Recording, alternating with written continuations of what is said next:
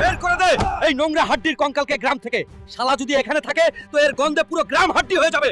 লাথি মেরে জঙ্গলে ফেলে দে হারামজাদ। আজ আমার শরীর হাড্ডি হওয়ার কারণে মাতব্বর আমাকে গ্রাম থেকে বের করে দিল, কিন্তু মনে রাখিস একদিন মাতব্বরকে এর ভারী দাম দিতে হবে। ভাই, আমি আপনার জিমে অ্যাডমিশন নিতে চাই। কিরে সবুজ হাড্ডি, তোর এত সাহস আমার জিমে এসছিস? তুই ডাম্বেল কি মাসলও মারতে পারবি না? বাবা, কাঁদিস না।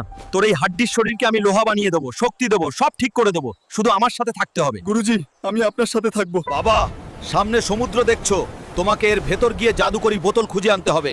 তুমি কি পারবে? জি গুরুজি, আমি পারবো। বন্ধুরা, আমাকে জাদুকরি বোতল খুঁজতে তোমাদের সাহায্য চাই।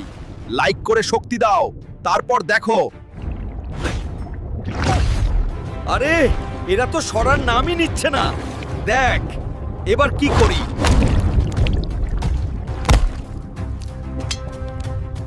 গুরুজি, এই নিন আপনার জাদুকরি বোতল। বাবা,